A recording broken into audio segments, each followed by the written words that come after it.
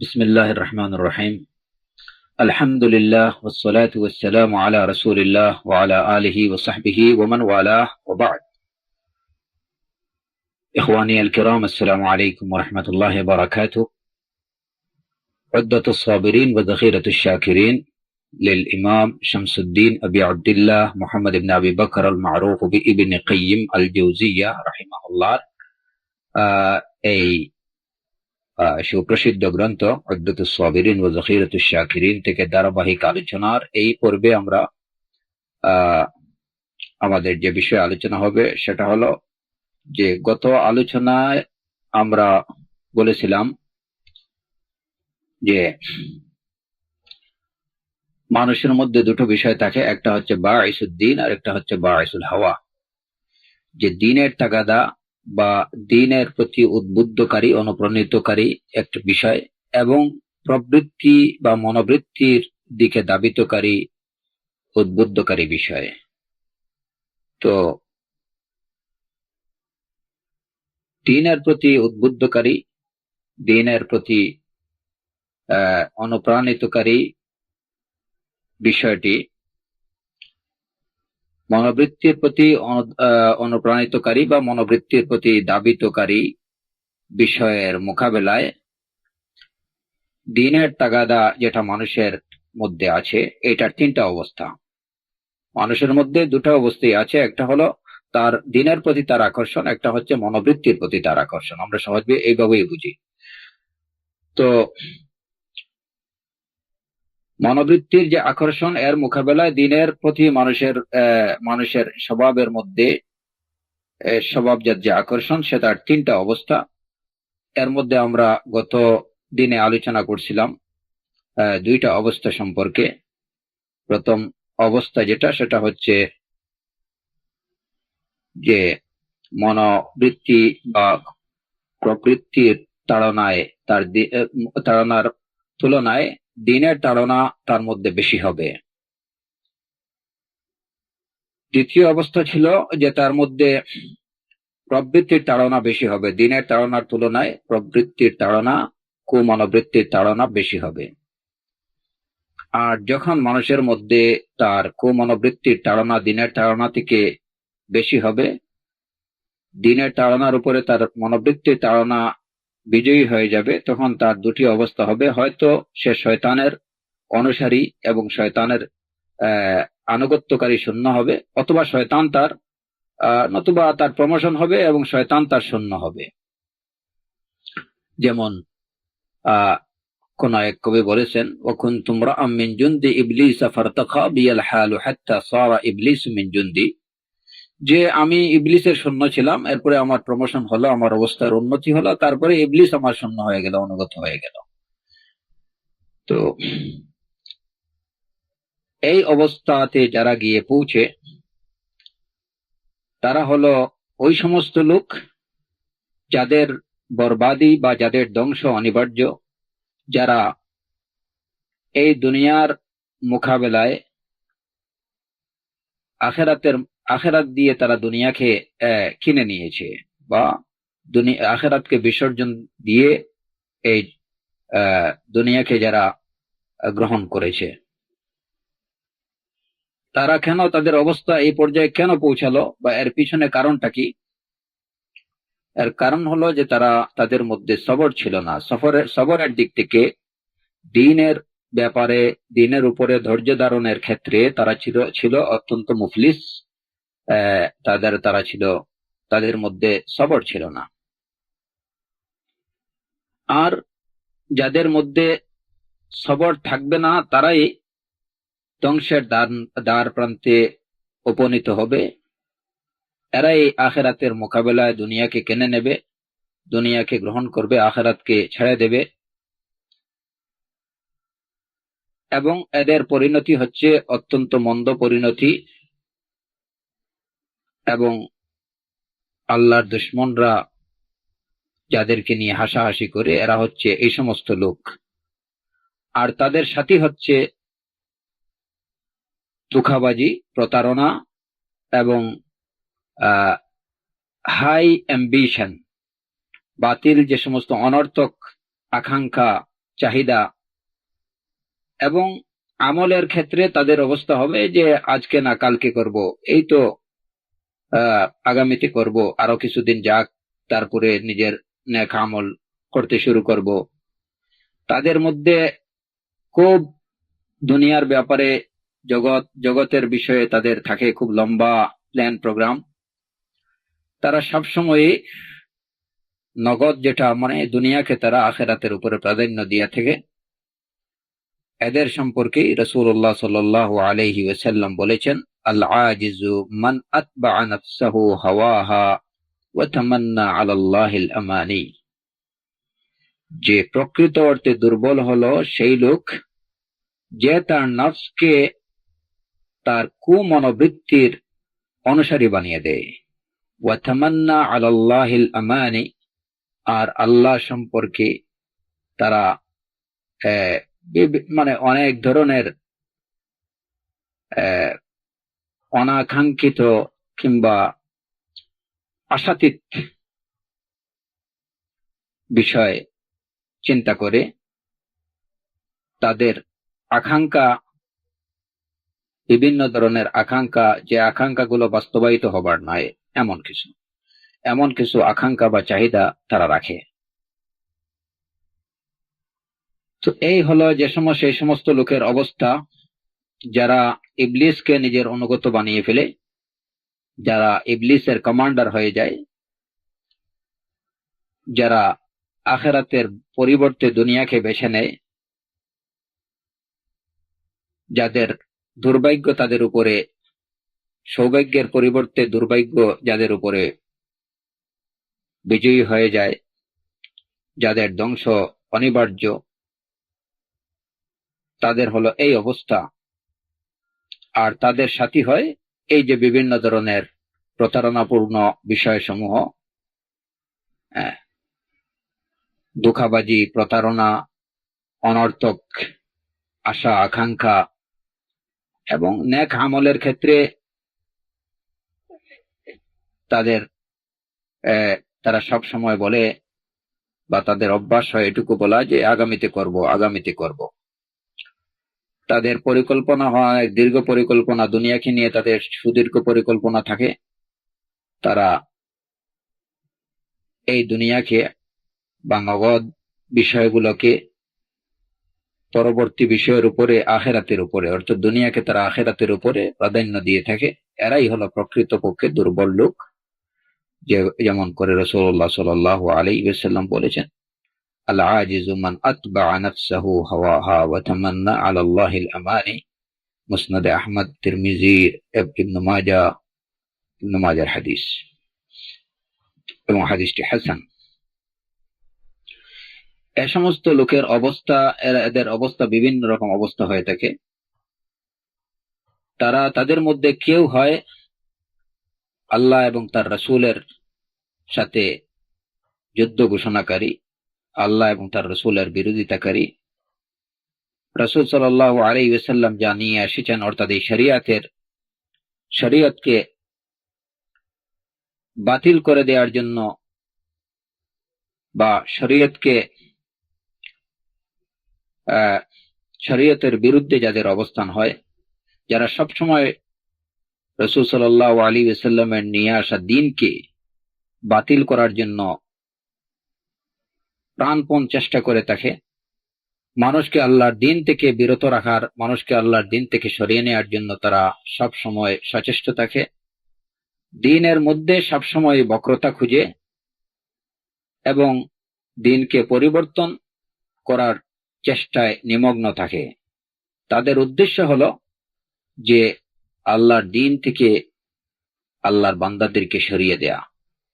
এরা হচ্ছে আল্লাহ এবং তার রাসূলের সুস্পষ্ট বিরোধিতাকারী, আল্লাহ তার রাসূলের বিরুদ্ধে যুদ্ধ ঘোষণাকারী। তো এই হলো ওই সমস্ত লোকদের মধ্যে এক দলের অবস্থা, যারা হয়তো নিজে ইবলিসের সৈন্য হয় কিংবা যারা ইবলিসের কমান্ডার হয়ে থাকে।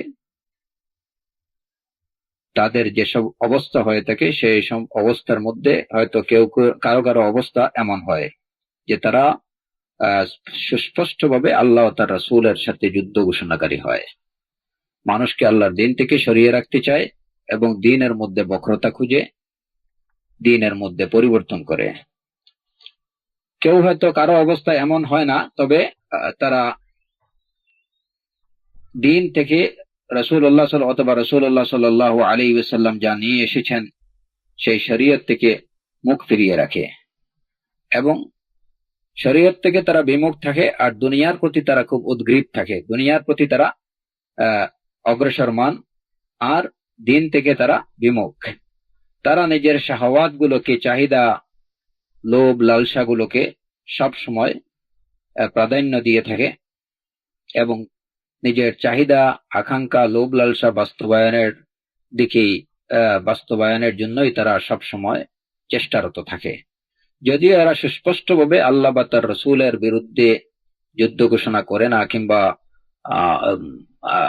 মানুষকে বাহ্যত যদিও তারা মানুষকে আল্লাহর দিন থেকে সরিয়ে রাখতে চায় না, কিন্তু তারা রাসূলের নিয়ে আসা শরিয়াত থেকে মুখ ফিরিয়ে রাখে, ওইটা থেকে বিমুখ থাকে এবং সব সময় তারা দুনিয়ার প্রতি লালায়িত থাকে, দুনিয়ার দিকে অগ্রসর হয়। আবার কারো অবস্থা হলো সে মুনাফিক। এদের মধ্যে কেউ কেউ মুনাফিক হয়ে থাকে যাদের দুই চেহারা থাকে, হ্যাঁ, ইসলামের কথাও বলে, কুফরের কথাও বলে। কারো অবস্থা হয়ে থাকে যে সে একদম দিনের ব্যাপারে উদাসীন, দিনের বিষয়ে তার কোনো সিরিয়াসনেস, কোনো কিছু নেই, সব সময় খেলতামাশায়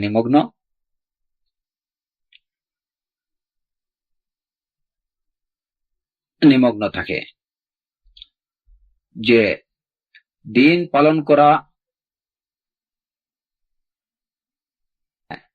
তো যারা শয়তানের দূষর কিংবা শয়তান যাদের দূষর, তাদের যেসব অবস্থা হয়ে থাকে তার মধ্যে একটা অবস্থা, দুইটা অবস্থার কথা আমরা আগে বলছি। তৃতীয় অবস্থা হলো যে তারা মুনাফিক হয়ে থাকে।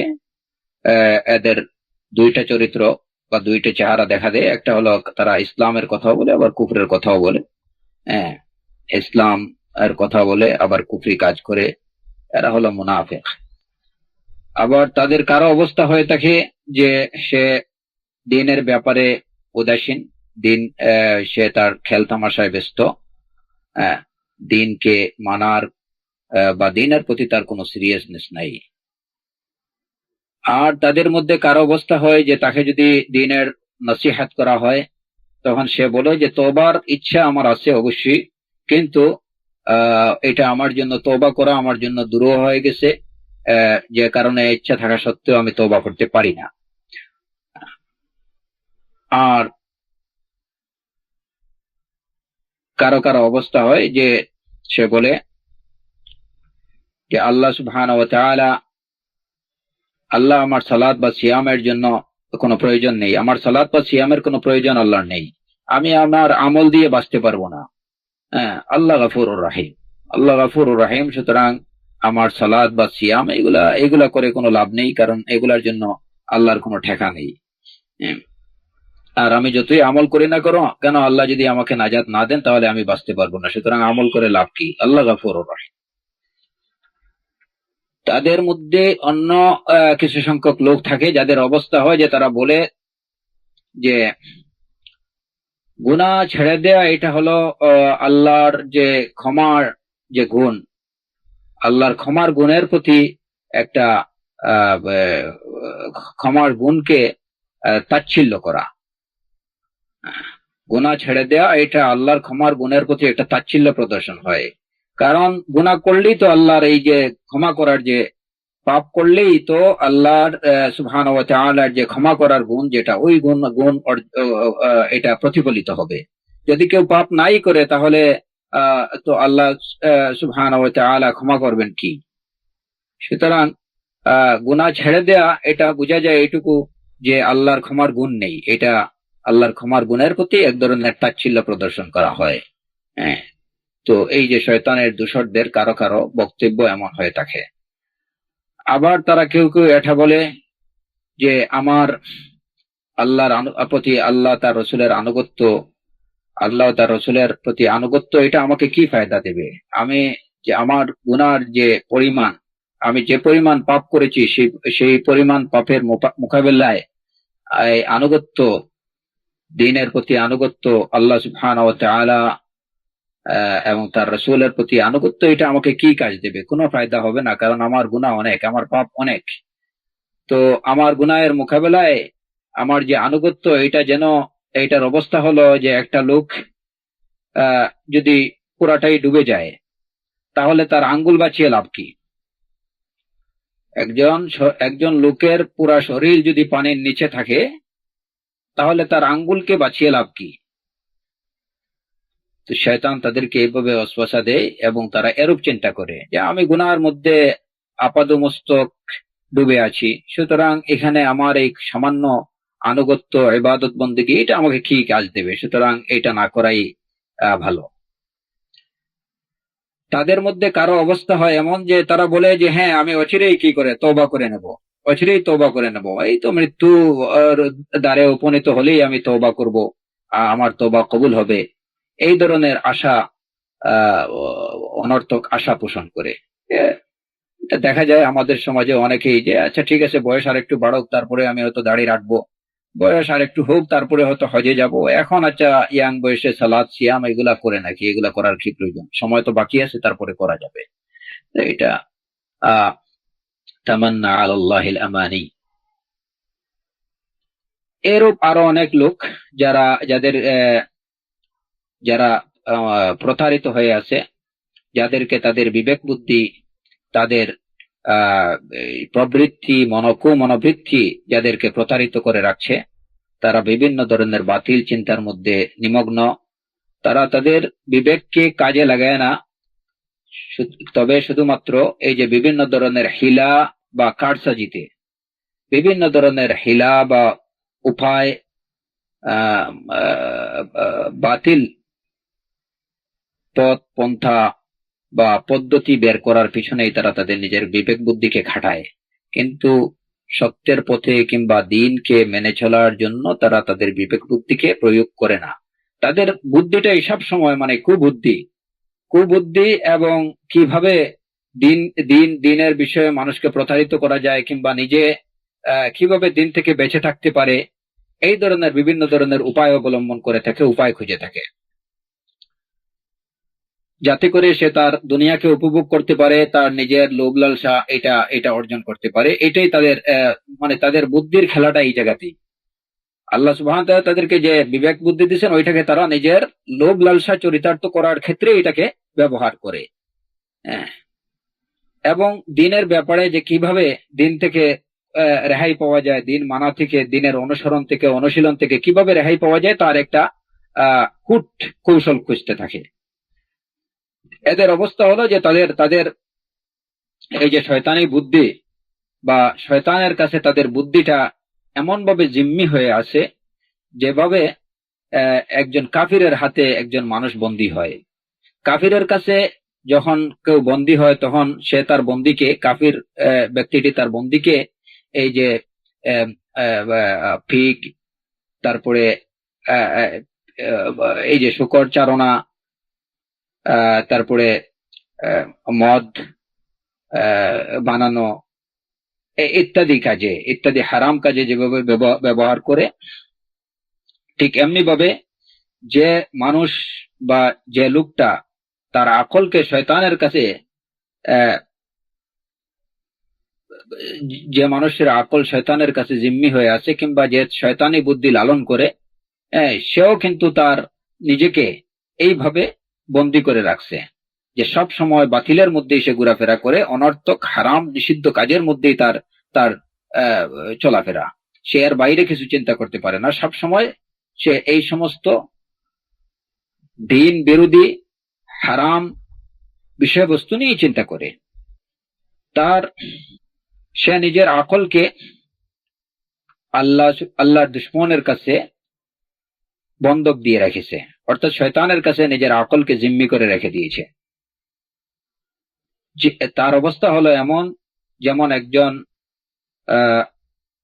যেমন একটা লোক কোন মুসলমানকে জোরপূর্বক যদি অপহরণ করে কিংবা জোরপূর্বক কোন মুসলমানের উপরে নিয়ন্ত্রণ নিয়ে যায় এবং মুসলমানকে ধরে নিয়ে কোনো কাফেরের কাছে বিক্রি করে দেয়,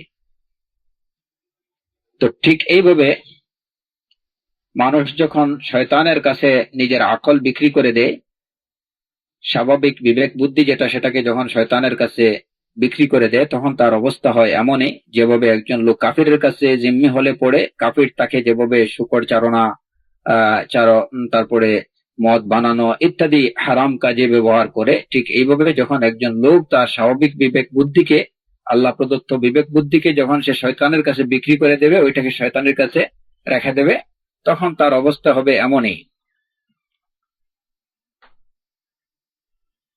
তো এইখানে একটা বিশেষ বিষয় আমাদের সবার জানা দরকার। ইমাম ইবনুল কাইয়িম রাহিমাহুল্লাহ বলছেন যে এখানে একটা খুব সূক্ষ্ম একটা বিষয়, যে বিষয়ে খেয়াল রাখা প্রয়োজন, এবং এই বিষয়টা বোঝার জন্য প্রথমে প্রত্যেককেই অন্তরকে একদম পরিচ্ছন্ন করতে হবে, খালি করতে হবে, মানে সবাইকে খুব মনোযোগ সহকারে মনোনিবেশ করতে হবে বিষয়টির প্রতি। সে বিষয়টা হচ্ছে যে এই যে প্রতারিত লোক, এর অবস্থা, এইসব লোকের, যে লোক নিজের আকলকে, নিজের বিবেককে ইবলিসের কাছে বিক্রি করে দেয়, কিংবা যে লোক নিজের বিবেককে, বুদ্ধিকে শয়তানে বিবেক বুদ্ধিতে পরিণত করে ফেলে, তাদের যে এই অবস্থায়, উপরে আমরা যে অবস্থাগুলো বর্ণনা করলাম, এই অবস্থাগুলো কেন হয়? কেন সে আল্লাহ তার রসুলের বিরোধিতা করে? কেন সে দ্বীনের থেকে বিমুখ হয়ে থাকে? কেন সে মুনাফিক চরিত্রের অধিকারী হয়ে থাকে? কেন সে খেলতামাশায় নিমগ্ন থাকে? কেন তাকে ওয়াজ করলে, নসিহাত দিলে সে বলে যে আমার তোবার ইচ্ছা আছে কিন্তু এটা আমার জন্য দুরূহ হয়ে গেছে? কেন সে এরূপ কথা বলে যে আমার সালাত সিয়ামের কোনো প্রয়োজন আল্লাহর নেই, আর আমি আমার আমল দিয়ে বাঁচতে পারবো না, আল্লাহ গফুরুর রহিম?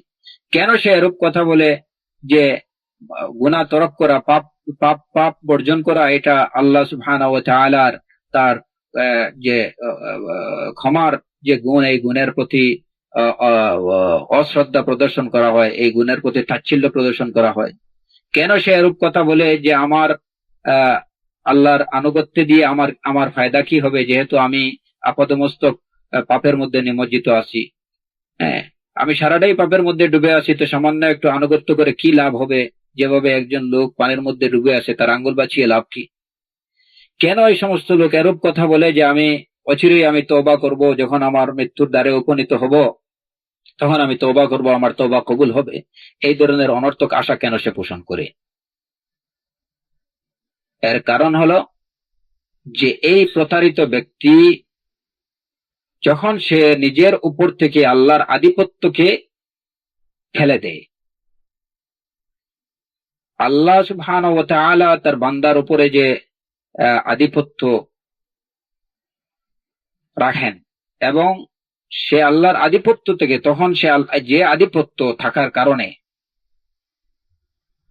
বান্দা যে আধিপত্যের অধীনে থাকার কারণে সে সম্মানিত হয়েছিল, যে আধিপত্যের অধীনে থাকার কারণে সে মর্যাদাবান হয়েছিল, এই আধিপত্য থেকে যখন সে নিজেকে মুক্ত করতে চায়, অর্থাৎ আল্লাহর আধিপত্য থেকে নিজেকে মুক্ত করতে চায়, এবং এই উদ্দেশ্যে যখন সে নিজেকে আল্লাহর দুশমনের কাছে সুপর্দ করে দেয়, আল্লাহর দুশমনের কাছে যখন সে নিজে জিম্মি করে ফেলে, তখন ওই দুশমন তার উপরে চড়াও হয়ে যায়। সে ওই দুশমনের, আল্লাহর দুশমনের অর্থাৎ শয়তানের আধিপত্যের অধীনে চলে যায়। তখন শয়তান, অথচ কি ছিল, সে যদি আল্লাহর আধিপত্যের অধীনে থাকতো, আল্লাহর হুকুম আহকাম মেনে চলতো, দ্বীনের বিধান অনুশীলন করত, অনুসরণ করত, তাহলে শয়তান তার অধীনে হওয়ার কথা, শয়তান তার উপরে কখনো আধিপত্য করতে পারত না। শয়তান তার কাছে পরাজিত হওয়ার কথা ছিল, কিন্তু সে যখন নিজেই নিজেকে শয়তানের কাছে সুপর্দ করে দিয়েছে, আল্লাহর আধিপত্য থেকে সে যখন নিজেকে বিমুক্ত করতে চেয়েছে, তখনই শয়তান তার উপরে আধিপত্য পেয়ে গেছে এবং সে শয়তানের নিয়ন্ত্রণে চলে গেছে। এবং যেখানে সে মর্যাদা লাভের কথা ছিল, সেখানে সে অপদস্থ, অপমানিত হয়েছে। শয়তান তাকে নিয়ে যেভাবে ইচ্ছে সেভাবেই খেলা করতে পারে। তো এর কারণটা, বিষয়টা হলো এরূপ যে মূলত মানুষ জাতি বা আল্লাহ সুবহানাহু ওয়া তাআলার প্রতিটি বান্দা আল্লাহর ক্ষমতার অধীনে, আল্লাহর আধিপত্যের অধীনে, আল্লাহর মালাকুত এবং মুলকের অধীনে।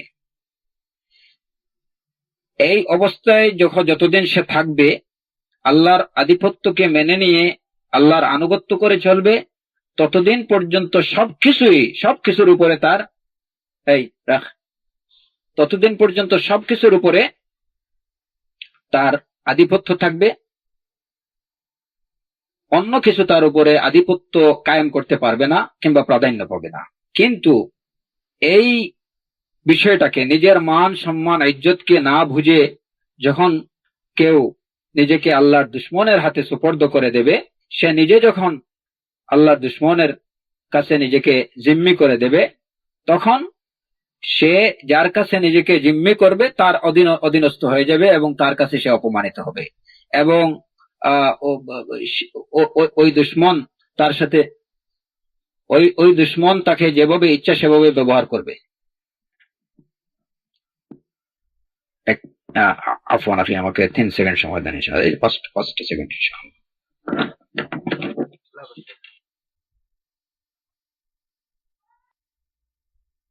তো বান্দা যখন আল্লাহ সুবহানাহু ওয়া তাআলার আনুগত্য থেকে নিজেকে বিমুক্ত করতে চাইবে, তখন শয়তানের আধিপত্য তার উপরে প্রতিষ্ঠিত হবে। সে শয়তানের অধীনস্থ হয়ে যাবে, শয়তানের কাছে জিম্মি হয়ে যাবে। শয়তান তাকে যেভাবে ইচ্ছে সেভাবেই পরিচালনা করবে এবং যেখানে ইচ্ছা যেভাবে ইচ্ছা তাকে সেভাবেই নিয়ে বেড়াবে। তো বান্দা যেভাবে আল্লাহর আধিপত্যকে বিসর্জন দেয় এবং আল্লাহর দুশমনের কাছে নিজেকে সুপর্দ করে, অথচ তাকে নির্দেশ দেওয়া হয়েছিল যেন সে আল্লাহর এই দুশমনকে পরাজিত করে।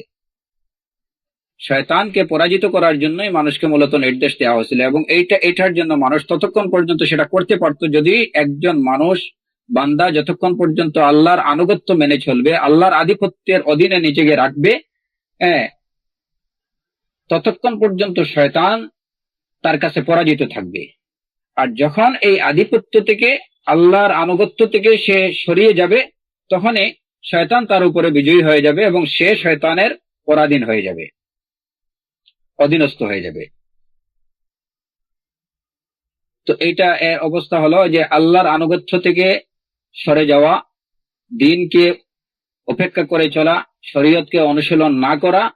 এটা হলো যেমন স্বেচ্ছায় নিজেকে দুশমনের হাতে তুলে দেয়া, স্বেচ্ছায় নিজেকে নিজের দুশমনের হাতে তুলে দেয়া। অথচ মানুষের জন্য এই সুযোগ ছিল, বান্দার জন্য এই সুযোগ ছিল যে সে তার দুশমনকে পরাজিত করবে, সে তার দুশমনকে মোকাবেলা করবে। এই সুযোগ তার ছিল। এবং সেই সুযোগ কি দিয়ে মানুষ তার দুশমনকে, সবচেয়ে বড় দুশমন শয়তানকে মোকাবেলা করার, শয়তানকে পরাজিত করার সবচেয়ে বড় সুযোগ তার কাছে ছিল। আর এটা ছিল শুধুমাত্র আল্লাহ সুবহানাহু ওয়া তাআলার আনুগত্য, রাসূলুল্লাহ সাল্লাল্লাহু আলাইহি ওয়াসাল্লামের আনুগত্যের মাধ্যমে দ্বীন অনুশীলনের, যথাযথভাবে দ্বীন অনুসরণ এবং অনুশীলনের মাধ্যমে সে তার নিজের সবচেয়ে বড় দুশমনকে পরাজিত করতে পারত, তাকে মোকাবেলা করতে পারত। কিন্তু সে তা না করে যখন এই আল্লাহ সুবহানাহু ওয়া তাআলার আনুগত্য, রাসূলুল্লাহ সাল্লাল্লাহু আলাইহি ওয়াসাল্লামের আনুগত্য থেকে নিজে সরে গেল, দ্বীনের অনুশীলন থেকে নিজে যখন বিমুখ হয়ে পড়ল, তখনই সে নিজেকে ওই দুশমনের হাতে তুলে দিল। আর এতে করেই তার শাস্তি স্বরূপ আল্লাহ সুবহানাহু ওয়া তাআলা এই দুশমনকে তার উপরে প্রাধান্য দিয়ে দেন। কোরআনে কারীমে আল্লাহ সুবহানাহু ওয়া তাআলা ইরশাদ করেছেন, ফাইযা ক্বারা'তাল কুরআন ফাসতা'iয বিল্লাহি মিনাশ শাইতানির রাজীম। যখন আপনি কোরআন তিলাওয়াত করবেন, পড়বেন, তখন আল্লাহর বিতাড়িত শয়তান থেকে আপনি আল্লাহর আশ্রয় প্রার্থনা করুন। ইন্নাহু লাইসা লাহু সুলতানুন আলাল্লাযীনা আমানু ওয়া আলা রাব্বিহিম ইয়াতাওয়াক্কালুন। নিশ্চয়ই তার কোনো ক্ষমতা নেই, তার কোনো আধিপত্য নেই ইমানদারদের উপরে এবং যারা আল্লাহর প্রতি ভরসা রাখে তাদের উপরে। এই আয়াতে অত্যন্ত সুস্পষ্ট যে যারা আল্লাযীনা আমানু, যারা ইমানদার, যারা ঈমান রাখে এবং যারা আল্লাহর উপর ভরসা রাখে, তাদের উপরে শয়তানের কোনো ক্ষমতা নেই, শয়তানের কোনো আধিপত্য নেই। এর পরবর্তী আয়াতে আল্লাহ সুবহানাহু ওয়া তাআলা বলতেছেন, ইন্নামা সুলতানুহু আলাল্লাযীনা ইয়াতাওয়াল্লাউনাহু ওয়াল্লাযীনা হুম বিহি মুশরিকুন। শয়তানের আধিপত্য, শয়তানের ক্ষমতা কার উপরে? আলাল্লাযীনা ইয়াতাওয়াল্লাউনাহু, যারা শয়তানকে বন্ধু রূপে গ্রহণ করে এবং যারা শয়তানকে শরীক বানায়।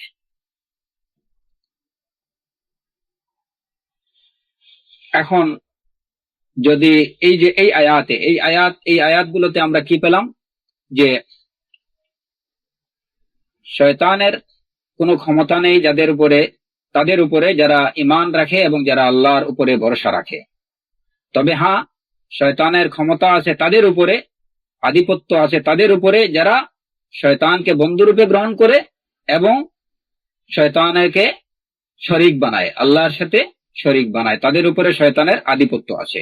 এখানে একটা প্রশ্ন থাকতে পারে, কেউ হয়তো প্রশ্ন করতে পারে যে এই আয়াতে দেখা যায় আল্লাহ সুবহানাহু ওয়া তাআলা বলতেছেন যে যারা শয়তানকে বন্ধুরূপে গ্রহণ করে এবং শয়তানকে শরীক বানায় তাদের উপরে শয়তানের আধিপত্য আছে, ক্ষমতা আছে। অথচ কোরআনে কারীমের অন্য আয়াতে শয়তান, আল্লাহ সুবহানাহু ওয়া তাআলা কোরআনে কারীমের আয়াত থেকে জানা যায় শয়তান সম্পর্কে আল্লাহ সুবহানাহু ওয়া তাআলা যেটুকু বলেছেন যে শয়তান অস্বীকার করে এইটুকু যে তার কোনো আধিপত্য মানুষের উপরে নেই, তার কোনো ক্ষমতা মানুষের উপরে নেই। অথচ এই আয়াতে আল্লাহ সুবহানাহু ওয়া তাআলা বলছেন যে শয়তানের মানুষের উপরে, তার যারা তাকে বন্ধুরূপে গ্রহণ করে অথবা তাকে শরীক বানায় তাদের উপরে শয়তানের আধিপত্য আছে। যারা শয়তানকে বন্ধু হিসাবে গ্রহণ করে অথবা শয়তানকে শরীক বানায় তাদের উপরে শয়তানের আধিপত্য, ক্ষমতা আছে। কিন্তু অন্য আয়াতে দেখা যায় যে শয়তান বলে যে তার মানুষের উপরে তার কোনো আধিপত্য নেই। এই যে কন্ট্রাডিকশন বাহ্যিকভাবে মনে হয়, এটার জবাবটা কি? যেমন কোরআনে কারীমে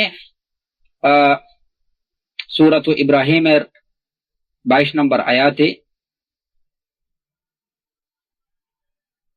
শয়তানের বক্তব্য প্রসঙ্গে আল্লাহ সুবহানাহু ওয়া তাআলা ইরশাদ করেছেন, ওয়াকাল আশ-শাইতানু লাম্মা কুদিয়াল আমর وقال الشيطان لما قضي الأمر إن الله وعدكم وعد الحق ووعدتكم فأخلفتكم وما كان لي عليكم من سلطان إلا أن دعوتكم فاستجبتم لي। যে শয়তান বলবে লাম্মা কুদিয়াল আমর, যখন ফয়সালা হয়ে যাবে তখন শয়তান বলবে ইন্নাল্লাহা ওয়া'আদাকুম ওয়া'দাল হক, যে নিশ্চয় আল্লাহ তোমাদেরকে প্রতিশ্রুতি দিয়েছিলেন সত্য প্রতিশ্রুতি, ওয়া ওয়া'আদতুকুম ফাআখলাফতুকুম, আমি তোমাদেরকে প্রতিশ্রুতি দিয়েছিলাম, আমি সেই প্রতিশ্রুতি আমি ভঙ্গ করেছি।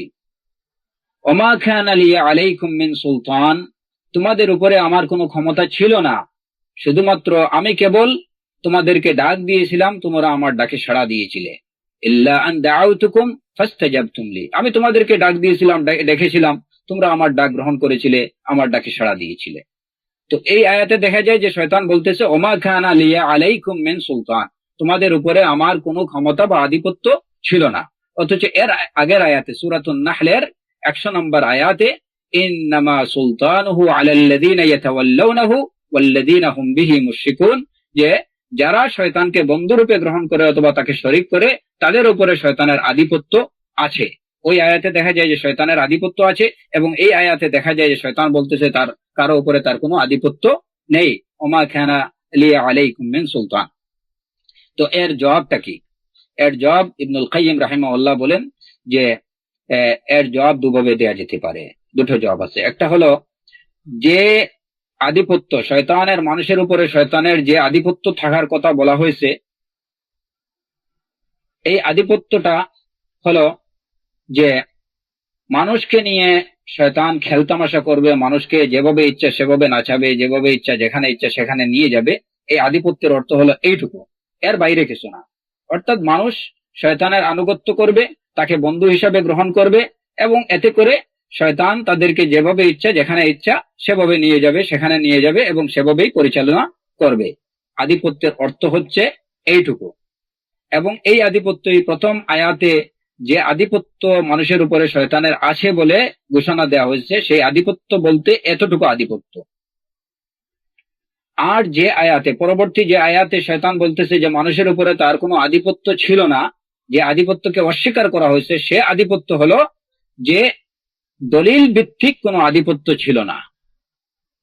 দলিল ভিত্তিক কোনো আধিপত্য ছিল না। কারণ শয়তান মানুষকে যে ডাক দিল তার দিকে, এই ডাক দেওয়ার পিছনে কিংবা তার ডাককে গ্রহণ করার পিছনে কোনো দলিল, কোনো প্রমাণ ছিল না। কারণ মানুষের উপরে ইবলিস এটা প্রমাণ করতে পারেনি মানুষের কাছে যে তার ডাকে সাড়া দেয়া এটা প্রয়োজন কিংবা তার ডাকে সাড়া দেয়াটা যুক্তিসঙ্গত। এ ধরনের কোনো প্রমাণ শয়তান উপস্থাপন করতে পারেনি। সুতরাং প্রমাণ সাপেক্ষ কোনো আধিপত্য শয়তানের নেই। দ্বিতীয় আয়াতে যে আধিপত্যকে অস্বীকার করা হয়েছে সে আধিপত্য সেটা হলো প্রমাণ সাপেক্ষ কোনো আধিপত্য নেই। আর প্রথম আয়াতে যে আধিপত্যের কথা বলা হয়েছে সে আধিপত্য হলো যে শুধুমাত্র আনুগত্য করা, শয়তানের আনুগত্য করা, শয়তানকে বন্ধুরূপে গ্রহণ করা, শয়তান যেভাবে ইচ্ছে সেভাবে পরিচালিত করতে পারা, শয়তান যেভাবে ইচ্ছা তার বন্ধুদেরকে পরিচালিত করতে পারা, এইটুকুই হলো আধিপত্য, এর বাইরে কিছু না। কিন্তু সে কোনো প্রমাণ দিয়ে তার ক্ষমতা বা তার আধিপত্য প্রতিষ্ঠা করেনি। যেমন ওই আয়াতে বলা হয়েছে ইল্লা আন দাউতুকুম ফাস্তাজাবতুম লি, সে বলবে যে আমি শুধুমাত্র তোমাদেরকে একটা ডাক দিয়েছিলাম। এই যে ডাক দিল, এই ডাকের পিছনে কি কোনো প্রমাণ ছিল না? কিছুই না, শুধুমাত্র একটা ডাক, এদিকে এসো। মানুষরা কোনো প্রমাণ ছাড়াই ওইদিকে চলে গেল।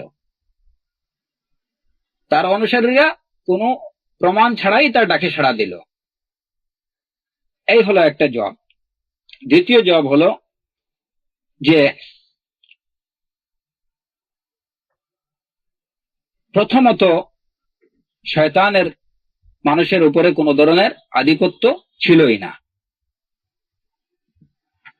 এবং মৌলিকভাবে মানুষের উপরে শয়তানের কোনো ক্ষমতা ছিল না এবং নেই। কিন্তু পরবর্তীতে যে মানুষ সে নিজেই শয়তানকে তার উপরে ক্ষমতা দিয়ে দিছে।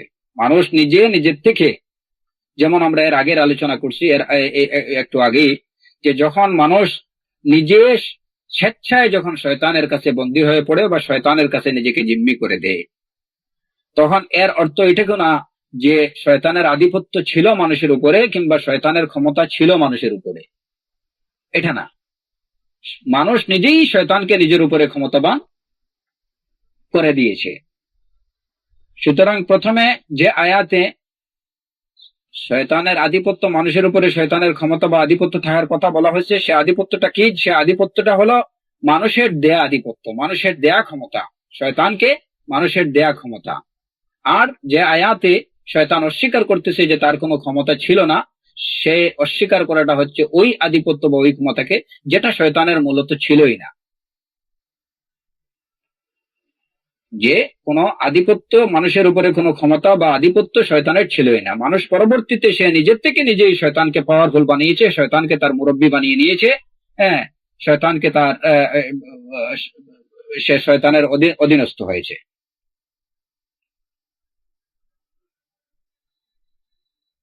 তো উদ্দেশ্য হলো এসব কথার যে যদি কেউ তার নিজের অতি ঘনিষ্ঠ কাউকে, নিজের বন্ধুকে, নিজের আল আওলাদকে, সন্তান সন্ততিকে কেউ যদি স্বেচ্ছায় তার দুশ্মনের হাতে তুলে দেয়, তাহলে এর অর্থ এটাই যে ওই দুশ্মন, এর পরিণতি কি হবে? যে ওই দুশ্মন তার উপরেও চড়াও হবে। মানুষ যখন সে নিজের নফসকে, নিজের বিবেককে, নিজের আকলকে যখন শয়তানের কাছে তুলে দেবে, মানুষ যখন নিজের বিবেককে, নিজের আকলকে শয়তানের কাছে তুলে দেবে, তখন খুব স্বাভাবিক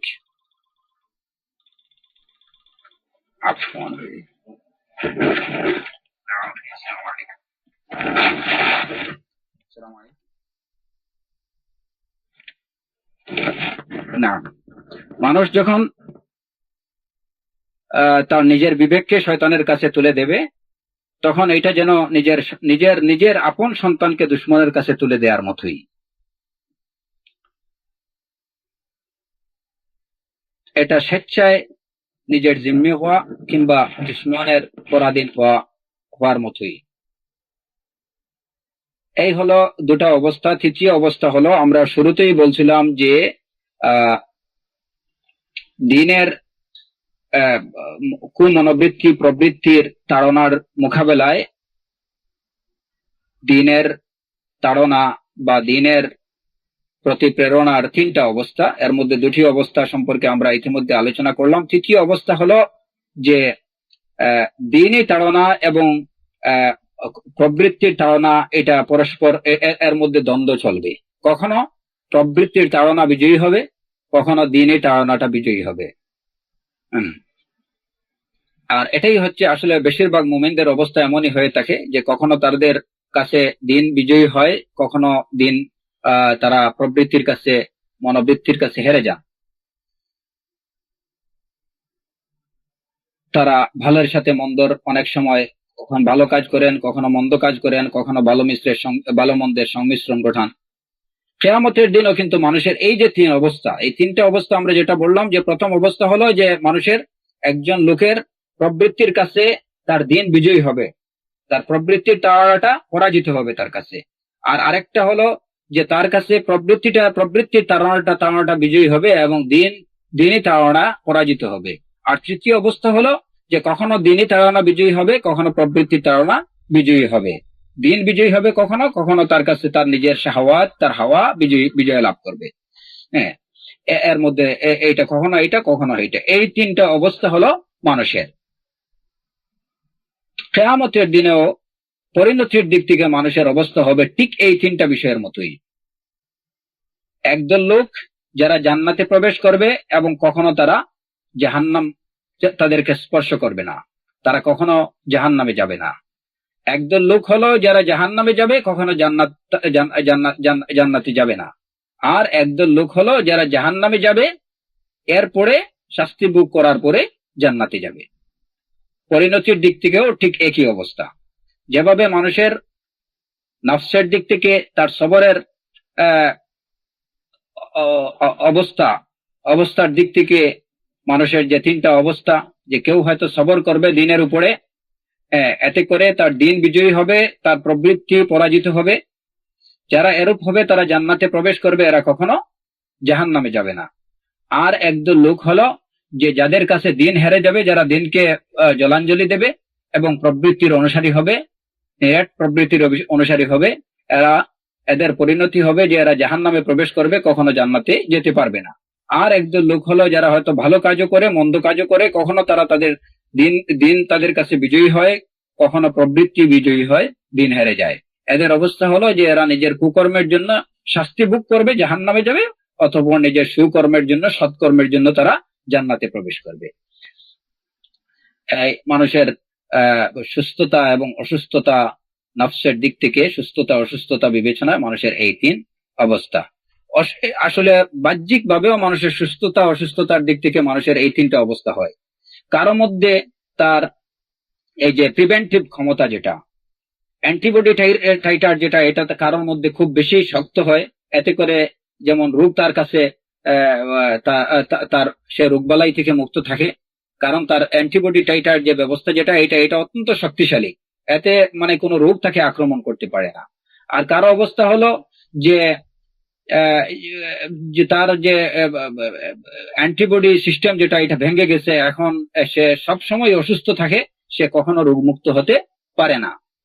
আর একদল লোক আছে যে এই কিছুদিন ভালো, কিছুদিন অসুস্থ, কিছুদিন সুস্থ, কিছুদিন অসুস্থ, দুইটাই আছে। তো এই যেভাবে বাহ্যিক মানুষের বাহ্যিক শরীরের যে তিনটা অবস্থা, অন্তরের দিক থেকেও মানুষের ওই তিনটা অবস্থা, যে কারো মধ্যে তার নফস এতই শক্তি, মানে নফসের মধ্যে সবরের অবস্থান এতই শক্তিশালী যে ওইখানে কোনো বাতিল আসতে পারে না। আর কারো নফসের মধ্যে, কারো অন্তরের মধ্যে সবরের অবস্থান এতই দুর্বল যে এরা একদম সবরের দিক থেকে একদম মুফলিস মিসকিন। সবর থেকে যারা দূরে, তো এরা সব সময় সবর না থাকার কারণে তারা দিন থেকে দূরে। আর কারো অবস্থা হলো যে তাদের মধ্যে কখনো তাদের অন্তরের মধ্যে সবর স্থান পায়, এতে করে তারা দিনে দিনে দিন দিন মেনে চলতে পারে, কুমনোবৃত্তি হেরে যায়। আবার কখনো দেখা যায় যে তার কুমনোবৃত্তি মাথাচাড়া দিয়ে উঠে, সবর যখন তার মধ্যে সবরের ঘাটতি দেখা যায় তখন কুমনোবৃত্তি মাথাচাড়া দিয়ে উঠে, দিন তখন হেরে যায়। এই হলো সবরের দিক থেকে নফসের মধ্যে সবরের অবস্থান দিক থেকে নফসের এই তিন অবস্থা, যেমন মানুষের বাহ্যিক শরীরের যে এই তিন অবস্থা। হ্যাঁ, এই হলো সবরের অবস্থান, নফসের মধ্যে সবরের অবস্থানের দিক থেকে মানুষের অবস্থা। মানুষের মধ্যে কেউ আবার দেখা যায় যে কেউ সবর করতে তার অনেক কষ্ট হয় এবং খুব কষ্টে, অত্যন্ত ধৈর্যের সাথে অনেক অনেক কষ্ট সহ্য করে তাকে ধৈর্য ধারণ করতে হয়। আর কেউ সবর করে, এতে তাকে খুব কষ্ট সহ্য করতে হয় না। যেমন এর উদাহরণ হলো, যেমন একজন লোক খুব শক্তিশালী, খুব স্ট্রং কোনো মানুষকে, যেমন শারীরিক, যেমন কুস্তি প্রতিযোগিতায় একজন স্ট্রং লোককে সে ধরাশায়ী করে। তো একজন স্ট্রং লোককে ধরাশায়ী করার জন্য অনেক কষ্ট এবং অনেক মেহনত করতে হয়। পক্ষান্তরে একজন দুর্বল লোককে ধরাশায়ী করার জন্য এত বেশি কষ্ট করতে হয় না। ঠিক এইভাবে মানুষকে কখনো কোনো বিষয়ে সবর বা ধৈর্য ধারণের জন্য অনেক কষ্ট পোহাতে হয়, আবার দেখা যায় যে কোনো কোনো বিষয়ে সবরের জন্য এত কষ্ট পোহাতে হয় না। তো শয়তানের আল্লাহর শূন্য এবং শয়তানের শূন্যের মধ্যে কিন্তু এইভাবে এই যে যুদ্ধ, এই যুদ্ধ চলে, যে শয়তানের শূন্যকে ধরাশায়ী করতে পারে সে শয়তানকে ধরাশায়ী করতে পারে। আর শয়তানের শূন্য কারা কি আমরা আগেই আলোচনা করেছি, যে এই যে প্রতারণা, তারপরে দীর্ঘ আশা আকাঙ্ক্ষা, অনর্থক আশা আকাঙ্ক্ষা, বাতিল চাহিদা, লোভ লালসা ইত্যাদি, এগুলা হলো আসলে মূলত শয়তানের শূন্য। শয়তান এগুলা দ্বারাই কিন্তু মানুষকে আক্রমণ করে। সুতরাং এগুলোকে যদি ধরাশায়ী করা যায়, নিজের থেকে বাতিল আশা আকাঙ্ক্ষা এগুলাকে ঝেড়ে মুছে ফেলা যায়, দীর্ঘ পরিকল্পনা, দুনিয়া নিয়ে অনেক সুদীর্ঘ পরিকল্পনা, এগুলাকে যদি বাদ দেওয়া যায়, তাহলে খুব সহজেই মানুষ শয়তানকে ধরাশায়ী করতে পারবে। আব্দুল্লাহ ইবনে মাসউদ রাদিয়াল্লাহু আনহু থেকে বর্ণিত, তিনি বলেছেন যে একজন লোক ইনসানের মধ্য থেকে, মানুষের মধ্য থেকে এক ব্যক্তি জিন্নাতের একজন পুরুষের সাথে মোকাবেলা হলো, তাদের মধ্যে মল্লযুদ্ধ হলো। এতে ওই যে মানুষ যে ব্যক্তিটি, তিনি ওই জিন্নাতের ওই পুরুষ ব্যক্তিটাকে ধরাশায়ী করে ফেললেন। তো এটা দেখে জিন্নাত বলল যে আমি তোমাকে দেখি একদম ফুচকে, একদম ঠিনি, দেখতে তোমাকে ঠিনি মনে হয়, কিন্তু আমাকে আশ্রয় ফেললে, এর কারণটা কি? তো তিনি বললেন যে আমি তাদের মধ্যে, মানুষের মধ্যে আমি ইন্নী মিন বাইনিহিম লাদালিউন, ইন্নী মিন বাইনিহিম লাদালিউন, আমি মানুষের মধ্যে অত্যন্ত স্ট্রং, শক্তিশালী। তো যাদের কাছে এই কথাটা বলা হলো, উপস্থিত লোকজন জিজ্ঞেস করলেন যে উনি কি ওমর ইবনুল খাত্তাব রাদিয়াল্লাহু আনহু? তো তিনি বললেন যে ওমর ছাড়া আর কার কথা ভাবতে পারো? এই ঘটনা থেকে যে বুঝে যায় যে ওমর রাদিয়াল্লাহু আনহু একজন জিন্নাতের মোকাবেলা করছিলেন এবং ওই জিন্নাতকে তিনি ধরাশায়ী করছেন। তো জিন্নাত আসলে দেখছে যে এই তো মানুষ, তাদের তুলনায়, জিন্নাতের তুলনায় তো মানুষ অবশ্যই পুচকে, কিন্তু এরপরেও যখন তাকে ধরাশায়ী করে ফেললেন তখন বললেন যে একই অবস্থা, তুমি পুচকে হয় আমাকে দেখতে স্মল, কিন্তু আমাকে তো তুমি ধরাশায়ী করে ফেললে, এর কারণটা কি? বললেন ইন্নী মিন বাইনিহিম লাদালিউন, আমি স্ট্রং কোন দিক থেকে? আসলে তো জিন্নাতের তুলনায় বাহ্যিক ভাবে, শারীরিক ভাবে তো স্ট্রং না, স্ট্রং ইমানের দিক থেকে, সবরের দিক থেকে, যে কারণেই শয়তানকে ধরাশায়ী করা সম্ভব হয়েছে। কোন সাহাবা বলতেন যে ইন্নাল মুমিন يمضي شيطانه كما يمضي أحدهم بعيره في السفر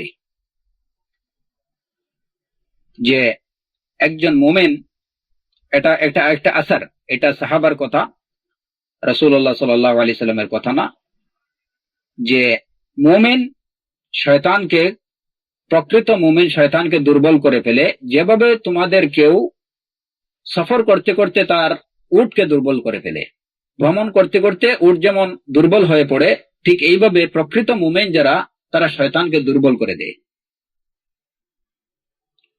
এটা কিভাবে দুর্বল করে, এর পরবর্তী ঘটনাটা যদি আমরা শুনি তারপরে বুঝতে পারবো যে কিভাবে একজন প্রকৃত মুমিন শয়তানকে দুর্বল করতে পারে। যেমন ইবনু আবিদ দুনিয়া রাহিমাহুল্লাহ তিনি কোন সালাফদের থেকে বর্ণনা করেছেন যে একটা শয়তান আরেকটা, কোন এক সময় একটা শয়তান আরেকটা শয়তানের সাথে তার দেখা হলো। তো এক শয়তান আরেক শয়তানকে বলল, মালি আরাকা শাহবান, মালি আরাকা শাহবান, কি ব্যাপার, আমি তোমাকে খুব দুর্বল দেখছি, এর কারণটা কি? এক শয়তান আরেক শয়তানকে জিজ্ঞেস করলো। তো ওই শয়তান উত্তর দিল যে আমি ইন্নী মা রাজুলিন ইন আকালা যাকারা ইসমাল্লাহ ফালা আকুলু মাহু, যে আমি এমন একটা লোকের সাথে আছি যে ওই লোকটা যখন খেতে বসে তখন আল্লাহর নাম নিয়ে খেতে বসে, আমি তার সাথে খেতে পারি না। ওয়া ইন শারিবা যাকারা ইসমাল্লাহ ফালা আশরব মাহু, যখন পান করে তখন আল্লাহর নাম নিয়ে পান করে, এতে করে আমি তার সাথে পানও করতে পারি না। ওয়া ইন দাখালা বাইতাহু যাকারা ইসমাল্লাহ ফাআবিতু খারিজাদ দার, যখন সে ঘরে প্রবেশ করে তখন বিসমিল্লাহ বলে ঘরে প্রবেশ করে, তো আমার রাত পোহাতে হয় বাইরে, তো আমি দুর্বল হব না? কি হব? আমার খানা পিনা তো আসলে হচ্ছে না, ঘুম হচ্ছে না। তো অন্য শয়তানটা বলল যে লাকিন্নানি মা রাজুলিন, আমি এমন একটা লোকের সাথে আছি, ইন আকালা লাম ইউসাম্মিল্লাহ ফাআকুলু মা আনা ওয়া হুয়া জামিআন, যে সে যখন খায় তখন আল্লাহর নাম নেয় না, এতে করে আমি এবং সে আমরা উভয়ে মিলে খুব খেতে পারি, একসাথে খেতে পারি। ওয়া ইন শারিবা লাম ইউসাম্মিল্লাহ ফাআশরিব মাহু, সে যখন পান করে তখন আল্লাহর নাম নেয় না, এতে আমিও তার সাথে পান করতে পারি। ওয়া ইন দাখালা দারাহু লাম ইউসাম্মিল্লাহ ফাআদখুলু মাহু, সে যখন ঘরে প্রবেশ করে তখন আল্লাহর নাম নিয়ে প্রবেশ করে না, তা এতে করে আমিও তার সাথে ঘরে প্রবেশ করতে পারি, কোনো অসুবিধা হয় না। ওয়া ইন জামাআ ইমরাআতাহু লাম ইউসাম্মিল্লাহ ফাউজামিআহা, সে যখন তার স্ত্রীর সাথে মিলিত হয় তখনও সে আল্লাহর নাম নেয় না, এতে করে আমিও একসাথে তার স্ত্রীর সাথে মিলিত হতে পারি। আ'আযানাল্লাহু মিন যালিক। তো কিভাবে একজন মুমিন শয়তানকে দুর্বল করতে পারে, আর কিভাবে একজন মানুষের কাছে শয়তান শক্তিশালী হতে পারে, এই যে ঘটনা থেকে এই বিষয়টা সুস্পষ্ট। সুতরাং কেউ যদি সবরের প্র্যাকটিস করে, সবরের প্র্যাকটিস দুশমনকে ভীত করে তুলে, দুশমনকে দুর্বল করে তুলে। আর যদি কারো কাছে সবর এইটা অত্যন্ত দুরূহ ব্যাপার, অত্যন্ত কঠিন বিষয় হয়ে যায়, কেউ যদি সবর ধৈর্য ধারণ করতে না পারে দ্বীনের উপরে, আল্লাহর আনুগত্যের উপরে, তাহলে শয়তান তার প্রতি নজর ফেলে, শয়তান তার প্রতি আগ্রহী হয়ে ওঠে এবং শয়তান তার উপরে আধিপত্য পেয়ে যায়। আর যখন দেখে শয়তান যে কারো মধ্যে সবর কম কিংবা কারো মধ্যে সবর নেই, তখন শয়তান ওই লোকের প্রতি মনোনিবেশ করে, যাতে করে তার দ্বারা, এই লোকের দ্বারা শয়তান তার স্বার্থ হাসিল করতে পারে। আল্লাহ সুবহানাহু ওয়া তাআলা আমাদের অন্তরের মধ্যে সবরের অবস্থানকে শক্তিশালী করে দিন এবং সর্বাবস্থায় আল্লাহ সুবহানাহু ওয়া তাআলা আমাদেরকে তার আনুগত্য এবং তার রাসূলের আনুগত্যের উপরে অটল এবং অবিচল থাকার তৌফিক দান করুন। সর্বাবস্থায় দ্বীনের উপরে ধৈর্য ধারণের তৌফিক আমাদেরকে দান করুন এবং আমাদেরকে শয়তানের আধিপত্য থেকে মুক্ত রাখুন। ওয়া সাল্লাল্লাহু আলা নবিয়িনা মুহাম্মদ ওয়া আলা আলিহি ওয়া সাহবিহি ওয়া সাল্লাম।